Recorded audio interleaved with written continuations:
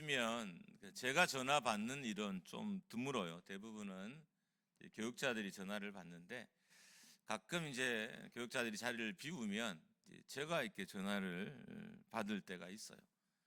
최근에 전화 받은 게 두 가지인데, 하나는 너무 삶이 어려워서 돈을 좀 이렇게 빌려 달라고 하더라고요. 제가 잘 쪼글 것 같이 생겼죠. 그래서 제가 없는 돈에 교회 돈이 아닌 제 개인 돈을 아내를 통해서 이렇게 그분의 통장에 보내줬어요. 조금만 힘든 거 넘으면 된다고 하시길래 정말 그러지 않았더니 어제 또 전화를 하셨더라고요. 또 돈을 좀 달라고. 그래서 이분은 습관성이구나 하고 그다음부터는 저희가 대꾸를 안 했어요.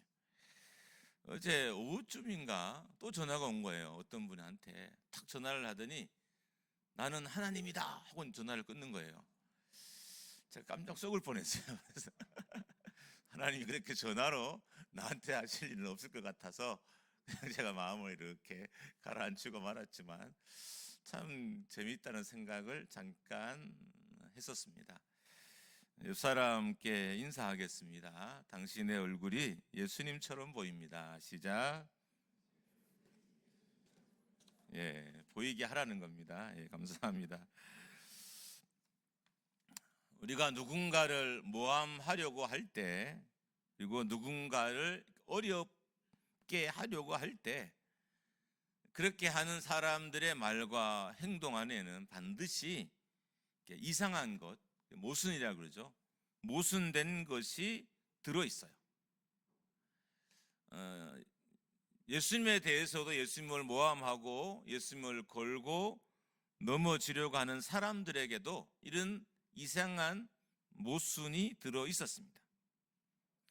문제는 이렇게 남을 어렵게 하고 넘어뜨리려고 하는 사람들이 자기 안에 모순이 있다는 것을 잘 못 깨달아요. 그처럼 예수님을 넘어지려 하려고 했던 바리새인과 서기관들도 동일하게 자신의 삶에 모순이 있다는 것을 여전히 몰랐습니다. 그러니까 남의 흠을 잡으려고 생각하고 감히 하나님의 아들이신 예수 그리스도에 대해서 흠 잡으려고 했던 것입니다. 남을 괴롭히려고 하는 사람에게는, 남을 흠 잡으려고 하는 사람들에게는, 남의 단점을 트집 잡으려고 하는 사람들에게는 반드시 그 상대방보다 흠이 더 많거나 단점이 더 많을 가능성이 훨씬 더 높아요. 아닌 경우도 있지만 훨씬 더 높은 경우가 많아요. 그래서 이 사실을 잘 모르니까 남을 정죄하려고 하고 남을 모함하려고 하는 것입니다. 오늘 본문은 가늠한 여자를 바리새인과 서기관들이 예수님께 데리고 와서 고소하는 장면이에요. 오늘도 성경 구절이 되게 많이 인용이 될 텐데 우리가 큰 소리로 함께 읽으면서 말씀을 진행했으면 좋겠습니다. 본문 3절에서 5절 말씀이에요. 우리 같이 한번 큰 목소리로 읽도록 하겠습니다. 시작. 서기관들과 바리새인들이 음행 중에 잡힌 여자를 끌고 와서 가운데 세우고 예수께 말하되 선생님이여 이 여자가 간음하다가 현장에서 잡혔나이다. 모세는 율법에 이러한 여자를 돌로 치라 명하였거니와 선생은 어떻게 말하겠나이까. 서기관들과 바리새인들이 예수님의 흠을 잡으려고 여인을 예수님께 고소한 거죠. 문제는 이렇게 고소한 서기관과 바리새인들은 자기 안에, 또 자기의 그 고소 안에, 또 자기의 삶 안에 심각한 오류와 문제가 있다는 사실들을 잘 몰랐어요. 자, 이제 법적인 것들 하나씩 살펴보면 레위기와 신명기라는 성경에 보면 간음하다가 적발이 되면 남자와 여자를 둘 다 죽여야 했어요. 근데 오늘 본문에 보면 남자는 없고 여자만 있었어요.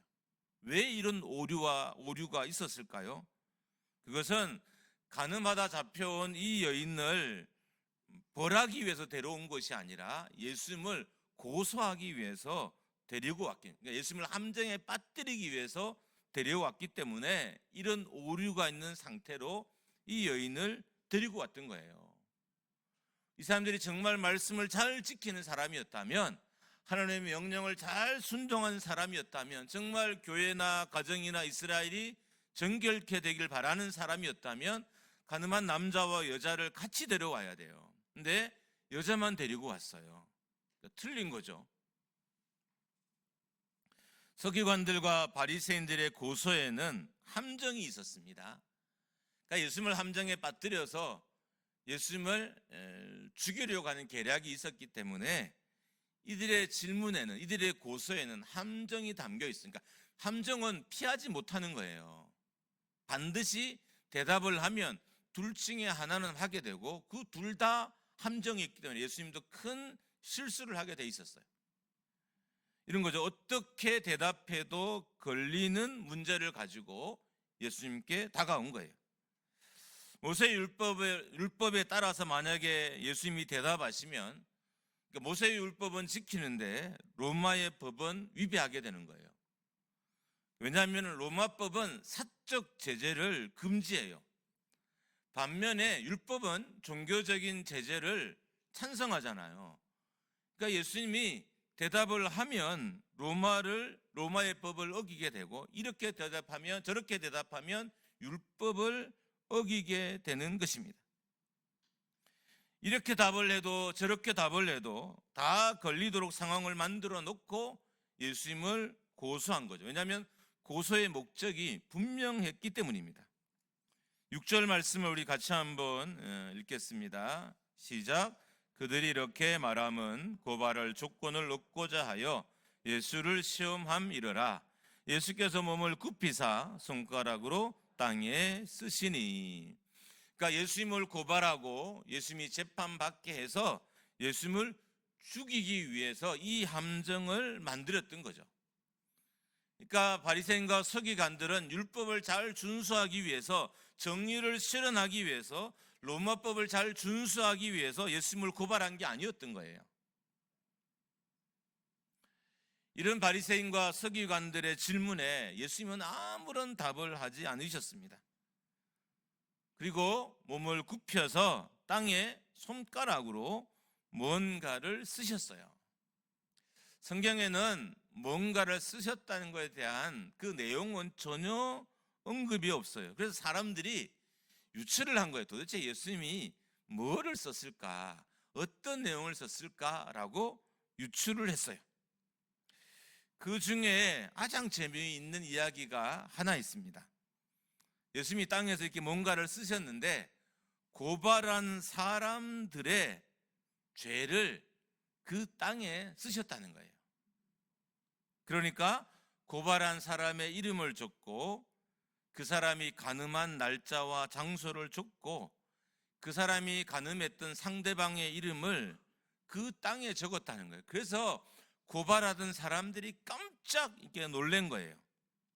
왜 이렇게 유추를 하냐 하면, 오늘 본문에 보면 쓰다라는 이 단어가 있어요. 이 쓰다라는 단어의 헬라어가 카타그라포라는 단어예요. 이 단어가 어떤 의미냐면 상대방의 죄를 아주 상세하고 세밀하게 기록할 때 사용된 단어인 거죠. 그래서 사람들은 재미있게 추측하기를, 아마 예수님이 그 자리에 온 바리새인과 서기관들의 죄를 정말 상세하게 기록하셨을 것이다. 그래서 이 서기관과 바리새인들이 깜짝 놀라고 다 돌을 놓고 돌아가게 되었다. 이렇게 이야기하는 사람도 있습니다. 이런 거죠. 아주 상세하게 적은 거죠. 홍길동 26년 1월 1일 오후 1시 어떤 모텔에서 어떤 누구와 잘못된 관계를 하다, 이렇게 쓴 거예요. 여러분, 바리새인이 종교 지도자인데 들켜봐요, 난리가 나잖아요. 서기관들이 종교 지도자인데 들켜봐요, 난리가 나잖아요. 그래서 사람들이 돌을 내려놓고 도망갔다, 이렇게 재미있게 이야기하는 사람도 있어요. 여러분, 사람은 좀 잔인해요. 어떤 면에서 잔인하냐면 자기도 죄인이면서 남의 죄를 부각시키고 남을 형벌로 몰아가는 잔인함이 있어요. 여러분, 이 땅에 손가락질 하는 사람 중에 죄 없는 사람이 누가 있겠어요? 심지어 손가락 받는 사람보다 더 큰 죄가 있음에도 불구하고 끊임없이 손가락질 하는 것이 사람들의 못됨이고 잔인함이라는 거예요. 근데 그런 못됨과 잔인함이 우리에게도 동일하게 있어요. 어떤 학자들은 또 재미있게 예수님께 땅에 뭘 썼냐 이렇게 할 때 구계명을 썼을 것이다 이렇게 이야기하는 사람도 있어요. 내 이웃에 대하여 거짓 증거하지 말라, 이게 구계명이잖아요. 그러니까 가늠한 상대 남자가 없는 것으로 봐서 이 사건은 조작될 가능성이 많고, 따지면 증인이 없을 가능성이 아주 높은 거죠. 근데 문제는 이렇게 증인 없이 거짓 증언을 하게 되면 율법에는 돌팔매질을 해서 죽이게 된 거예요. 그러니까 자기들이 들고 왔던 그 돌에 결국 자기들이 맞게 된 거예요. 그래서 다 도망갔다라고 재미있게 말하는 사람도 있습니다. 법적인 근거로 신명기 19장 18절에서 21절을 보면 이 내용이 나와요. 같이 한번 읽어봅니다. 신명기 19장입니다. 시작. 재판장은 자세히 조사하여 그 증인이 거짓 증거하여 그 형제를 거짓으로 모함한 것이 판명되면 그가 그의 형제에게 행하려고 꾀한 그대로 그에게 행하여 너희 중에서 악을 제하라. 그리하면 그 남은 자들이 듣고 두려워하여 다시는 그런 악을 너희 중에서 행하지 아니하리라. 내 눈이 긍휼히 여기지 말라. 생명에는 생명으로, 눈에는 눈으로, 이에는 이로, 손에는 손으로, 발에는 발이로다. 신명기 19장 20절 우리가 읽었죠. 그가 그의 형제에게 행하려고 꾀한 그대로 그에게 행하여 너희 중에서 악을 제거하라. 그러니까 거짓이 발견이 되면 바리새인들과 서기관들은 최소한 돌팔매질을 당해야 했고, 그리고 돌팔매질을 당한다는 건 거의 죽는다는 의미였기 때문에 돌팔매질을 통해서 죽어야 됐던 거예요. 그래서 너무 무서워서 그들이 돌을 놓고 내려갔다 이렇게 추측합니다. 오늘 본문 9절 말씀 다시 한번 읽습니다. 시작. 그들이 이 말씀을 듣고, 다시 읽습니다. 본문 9절 같이 읽습니다. 시작. 그들이 이 말씀을 듣고 양심의 가책을 느껴 어른으로 시작하여 젊은이까지 하나씩 나가고 오직 예수와 그 가운데 섰는 여자만 남았더라. 이런 거죠. 그들은 자신의 죄는 살피지 않고 자신의 가는 죄는 보지 않고 예수님을 올가매려고 했고, 그리고 여인도 그렇게 하려고 했던 거예요. 우리가 누군가를 죄를 말하기 전에, 누군가의 잘못을 말하기 전에 반드시 우리는 내 안에 있는 죄와 내 안에 있는 잘못을 반드시 볼 수 있어야 돼요.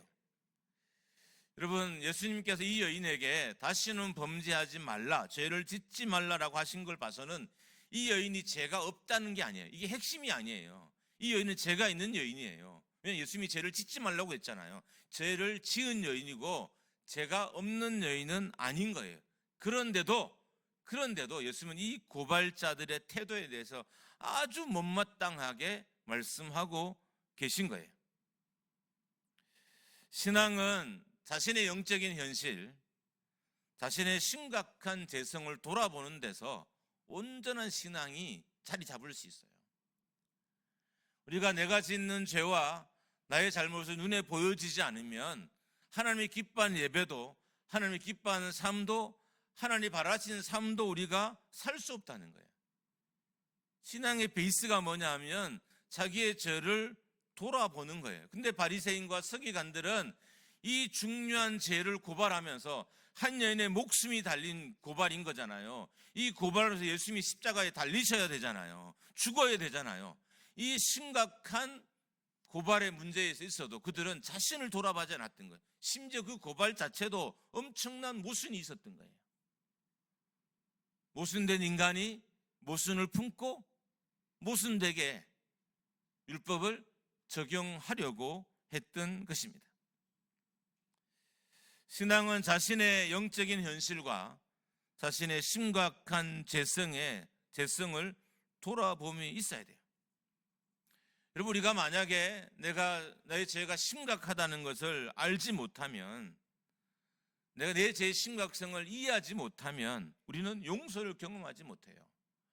우리가 교회를 다니면서 용서의 경험이 많지 않은 것, 적은 이유는 뭐냐면 대부분 성도들이나 저나 이 죄의 심각성을 잘 몰라요.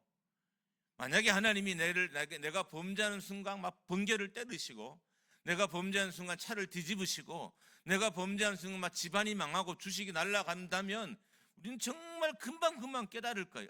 내가 또 죄 짓구나. 내가 범죄했구나. 근데 그렇지 않는다는 거예요.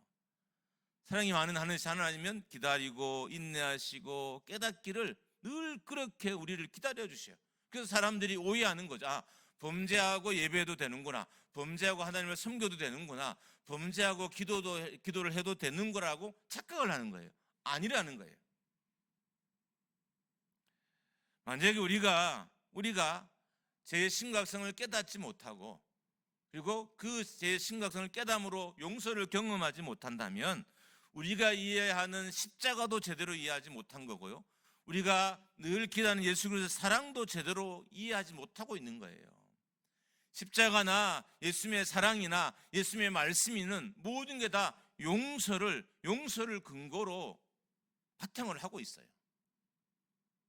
근데 우리는 내 죄의 심각성들을 잘 몰라요. 저도 마찬가지예요. 여러분, 제가 가장 두렵고 떨림으로 이 자리에 서야 될 사람이 아닐까요? 여러분은 거기 앉아있기로 하잖아요. 저는 여기 서잖아요. 여러분의 눈이 제 시선을 다 향해 있잖아요. 귀도 제 음성을 향해 있잖아요. 그런데 제가 아무 두려움 없이, 아무런 죄책감 없이 이 자리에 서는 날도 많아요. 저는 우리의 이 잘못을 좀 오늘 말씀드리고 싶어요. 저의 잘못이자 우리 모두의 잘못인 거죠. 죄의 심각성을 알아야 용서를 경험하는 거예요. 이게 죄인지를 알아야 하나님의 은혜를 내가 경험할 수 있어요. 은혜가 곧 용서인 거잖아요. 용서는 죄에 대한 용서, 잘못에 대한 용서인 거예요. 근데 많은 사람들이 누군가를 정죄하고 누군가는 고발하면서 자기 안에 있는 죄와 자기 안에 있는 죄성은 보지 못하는 것입니다. 11절 말씀을 같이 한번 읽겠습니다. 11절 시작. 대답하되 주여 없나이다. 예수께서 이르시되 나도 너를 정죄하지 아니하노니 가서 다시는 죄를 범하지 말라 하시니. 이 11절 말씀을 근거로 봤을 때 이 여인은 간음한 것이 맞아요. 그래서 예수님께서 이 여인의 죄가 없다라고 변호한 게 아니에요.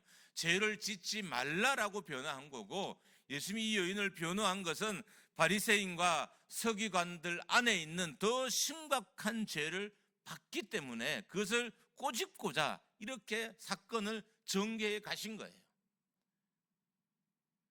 이스라엘 공동체 안에 있는 더 심각한 죄, 종교 지도자 안에 있는 더 심각한 죄가, 그들의 죄가 이 여인보다 더 심각하다는 거예요. 이 여인은 그냥 개인 대 개인의 죄를 진 거잖아요. 근데 종교 지도자의 죄는 개인이 아니잖아요. 제가 죄를 지면 교회가 죄 짓게 만드는 거고, 죄가 죄를 지면 하나님 나라가 죄 짓게 되는 거잖아요. 이 심각성을 예수님께서 말씀하고 싶었던 것입니다. 여인이 죄를 지은 것이 맞기 때문에 가서 다시는 죄를 범하지 말라라고 하셨어요. 저는 오늘 본문을 통해서 한 두 가지 좀 결론들을 가지고 교제하고 기도하고 그렇게 하려고요. 첫 번째로는 제가 오늘 말씀을 통해 내리고 싶은 결론이 있어요. 여인의 간음죄를 고발하는 것보다, 여인을 용서하는 것보다 오늘 본문에는 또 중요한 사안이 하나 있어요. 그것은 죄를 멈추는 거예요. 그러니까 예수님은 실은 이 바리새인과 서기관들의 죄에도 큰 관심이 없었어요. 이 여인의 죄에도 크게 관심이 없어요. 만약에 죄가 있었다면 계속 그걸 지적하셨겠는데 그걸 지적하지 않으셨어요. 예수님의 포인트가 뭐냐 하면 유대인 백성들에게서, 이 여인에게서, 우리의 삶에서 죄가 멈춰지는 것이 예수님의 말씀의 포인트예요. 그러니까 용서보다 죄를 멈추는 게 더 중요하다는 거죠. 오늘 말씀을 우리가 좀 잘 들어야 돼요. 그러니까 여인도 죄를 멈추는 게 중요하고 바리새인과 서기관도 죄를 멈추는 게 더 중요하다는 거예요. 예수님은 여인이 죄가 없어서 이 여인을 도운 것도 아니에요. 이 여인의 죄가 가벼워서 이 여인을 구해준 것도 아니에요. 예수님은 여인이든 바리새인과 서기관이든 성경을 읽는 누구든지 간에 죄가 멈춰져야 된다. 지금 우리 가운데 있는, 우리 중에 있는 죄가 멈춰져야 된다는 것을 말씀하고 싶었던 거예요. 예수님이 육신으로 이 땅에 오셔서 이스라엘 백성들의 죄를 보셨겠죠. 그래서 그들의 죄를 일일이 지목하는 것보다 이스라엘 이 공동체가 죄를 멈추는 것이 훨씬 더 중요했고, 이 여인의 진짜 핵심은 죄를 멈추는 거고, 바리새인과 사두개인의 삶의 진짜 핵심도 죄를 멈추는 거죠. 그래서 죄를 멈추라라고 명령하셨던 겁니다. 여러분, 정죄도, 우리가 누군가를 정죄할 때 이 정죄도 따지고 보면 죄를 멈추기 위한 것이어야 돼요. 누군가를 심판하게 하기 위한 게 아니라, 누군가의 잘못을 끄집어내기 위한 것이 아니라 그 사람의 죄를 멈추기 위해서 정죄해야 되는 거죠. 용서도 마찬가지야. 내가 누군가를 용서해 줬어요. 그 사람이 나가서 더 많은 죄를 짓도록 용서하는 게 아니라 그 사람이 죄를 멈추게 하기 위해서 우리가 용서를 하는 것입니다. 징계도 마찬가지입니다. 징계보다 더 중요한 것은 죄를 멈추게 하는 거예요. 그래서 예수님은 여인에게 다시는 죄를 범하지 말라라고 하셨던 거예요. 여러분, 죄 짓는 건 나쁜 거예요. 제가 죄를 지으라는 의미가 아니에요. 죄를 지은 사람이 징계를 받는 것도 마땅해요. 죄를 가볍게 용서해서도 안 돼요. 진짜 그렇지만 진짜 중요한 것은 죄가 멈춰지는 거죠. 우리 가정에서 죄가 멈춰지고, 내 삶에서 죄가 멈춰지고, 우리 교회에서 죄가 멈춰지고, 이 땅에서, 한반도에서 죄가 멈춰지는 거예요. 예수님의 관심이 여기 있었던 거예요. 아무쪼록 목장교회가 죄가 멈춰지는 교회가 되기를 주님의 이름으로 축원합니다. 많은 성도들이 교회에 왔을 때, 이 교회에서는 정말 죄를 지을 수 없겠구나. 이 교회가 드리는 예배나, 이 교회가 드리는 교제나, 이 교회가 섬기는 섬김을 보니까 내가 죄를 지을 수 없구나라는 다짐이 생기고, 실제로 죄가 멈춰지는 일들이 우리 공동체 안에 일어나야 되는 거예요. 여러분, 진짜 은혜는요, 이 여인이 죄를 정죄받지 않았다는 게 아니에요. 여인의 죄가 용서받은 것도 아니에요. 정말 중요한 것은 이 이후로 이 여인의 죄가 멈춰지는 거죠. 그러니까 다시 죄 짓는 자리로 안 가는 것이고, 다시 남성들에게도 가지 않는 거예요. 저는 정말 우리가 교회를 다니면서 은혜가 많죠. 물질의 복도 없고, 자녀가 잘 되는 복도 누리고, 많은 복이 있지만 정말 우리가 누려야 될 은혜가 있는데, 그것은 죄가 멈춰지는 은혜인 거예요. 여러분, 죄가 멈춰진 자리에 응답이 없겠습니까? 죄가 멈춰진 자리에 기쁨이 없겠습니까? 죄가 멈춰진 자리에 열매가 없겠습니까? 우리의 열매를 죄가 다 갉아먹은 거잖아요. 멈춰지면 열매도 있고, 멈춰지면 은혜도 있고, 멈춰지면 세상에 없는 기쁨들과 다 누리게 되는 거예요. 그래서 예수님은 다른 것을 충분히 강조할 수 있음에도 불구하고 죄가 멈춰지는 것이 이 여인과 유대 공동체에게 가장 중요한 것이다 라고 말씀하시는 것입니다. 교회를 다니면서 부자가 되는 것도 중요합니다. 그러나 예수 그리스도의 십자가의 보혈로 우리의 죄가 정결되고 멈춰지는 것은 훨씬 더 영광된 일인 거예요. 예수님을 믿으면서 우리의 영혼이 구원받는 것도 은혜예요. 그렇지만 구원받은 우리의 삶에서 우리의 죄가 멈춰지는 것은 더 큰 은혜예요. 여러분, 부자가 되어도 죄가 멈춰지지 않아요. 구원을 받아도 죄가 멈춰지지 않아요. 용서를 받아도 죄가 멈춰지지 않아요. 그래서 이 땅에서 누릴 수 있는 최고의 은혜가 죄가 멈춰지는 은혜인 거예요.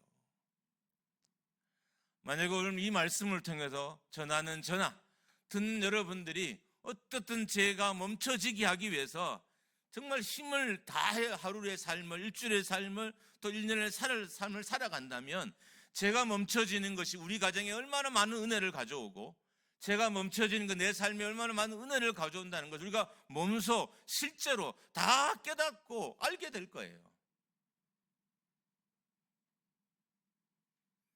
은혜 중에 최고의 은혜는 죄가 멈춰지는 은혜입니다. 더 이상 죄를 갈망하지 않는 것이고 더 이상 죄 짓는 자리에 가지 않는 것입니다. 더 이상 죄의 종로로 타는 자리에 가지 않는 것입니다. 여러분이 성도로 성동하는 것도 좋고 자녀가 잘 되는 것도 좋고 부부관계가 행복한 것도 좋아요. 근데 정말 우리에게 좋은 것, 우리 영적으로 유익한 것, 진짜 좋은 것은 부부와 간의 관계 안에 있는 죄가 멈춰지는 것이고 나와 교회 사이에 있는 죄가 멈춰지는 것이고 나와 성도들 사이에 있는 죄가 멈춰지는 것이고 나와 하나님 사이에 있는 죄가 멈춰지는 것입니다. 그래서 예수님께서 가늠한 여인에게 다시는 죄를 범하지 말라라고 했어요.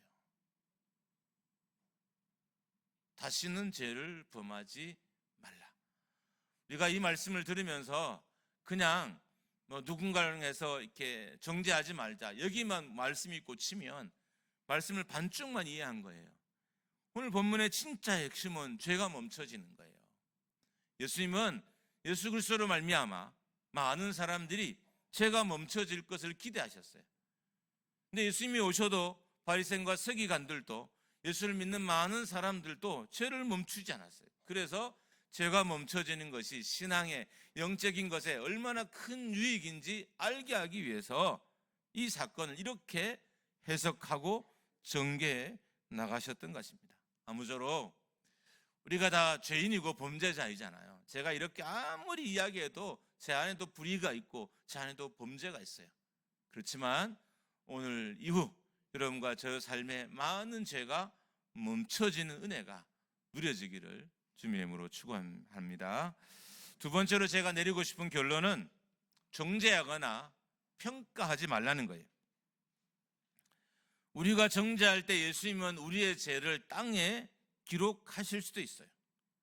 우리가 누군가를 평가할 때 나의 잘못과 부족함을 예수님이 땅에 적으실 수도 있어요. 우리가 누군가의 죄를 말할 때 예수님은 우리의 죄를 기억하실 거예요. 우리가 누군가의 잘못을 비난하고 비판할 때 하나님도 우리의 삶을 심판의 도마 위에 올려놓을 거예요. 이렇게 생각하시면 돼요. 내가 누군가를 정죄의 자리에 끌고 가면 그 순간 하나님도 나를 끌고 정죄의 자리에 가신다, 이렇게 보면 돼요. 내가 누군가를 비난하고 비판 자리에 끌고 가면 하나님도 동시에 내 목을 잡으시고 비판과 비난하는 자리에 끌고 가신다, 이렇게 생각하면 돼요.